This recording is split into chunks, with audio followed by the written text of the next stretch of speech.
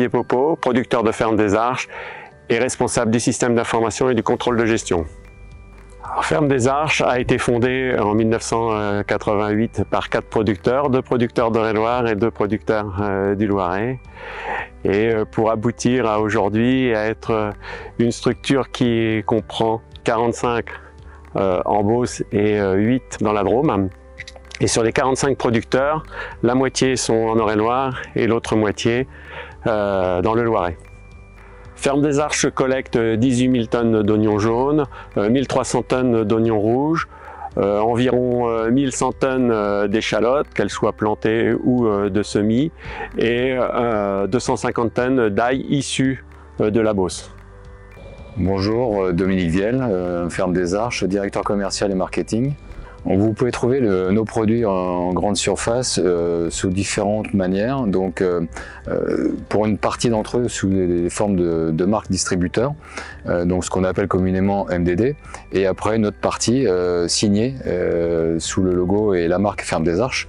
Donc, entre autres, par exemple, comme la gamme Suprême, qui est une gamme premium qui répond à un cahier des charges spécifique qu'on a rédigé en 2016, pour lequel vous avez une préparation à la main, une sélection à la main bulbe par bulbe et des conditionnements qui sont en quelque sorte définis pour un usage quotidien ou gastronomique ou de gourmet, avec de faibles quantités et de petits conditionnements ou de petits diamètres au niveau des bulbes. Ferme des Arches a mis en place la filière bio avec 3 producteurs, la filière zéro résidu de pesticides, ZRP, et enfin la filière HVE. Ferme des Arches commercialise 60% de sa production issue d'exploitations certifiées haute valeur environnementale. Toutes les démarches qu'on a mises en place pour l'environnement et pour nos filières sont axées sur plusieurs piliers. Je vais vous en citer 3. Une des premières démarches qu'on a eues, c'est au niveau des cultures. On investit énormément sur la robotisation, sur les assistances informatisées et digitalisées pour réduire tout ce qui est intrant. Ça, c'est un des vecteurs premiers qu'on a depuis quelques années. Un des nouveaux investissements, c'est les panneaux photovoltaïques au niveau de nos sites de stockage, permettant de produire 15% de notre besoin énergétique en électricité annuellement.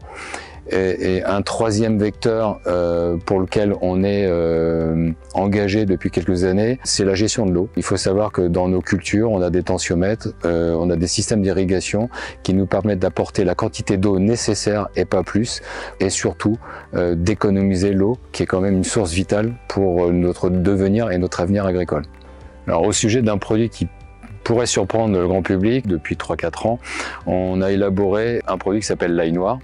Donc ce produit est souvent utilisé par les restaurants, par la gastronomie et maintenant de plus en plus apprécié par les consommateurs puisqu'il offre des saveurs et un aspect gustatif complètement différenciant de l'ail classique. Ce produit suit une maturité de 60 jours dans des étuves et au niveau des chairs sont complètement transformées par rapport à l'ail classique, donc avec des saveurs balsamiques, des saveurs un peu réglisse.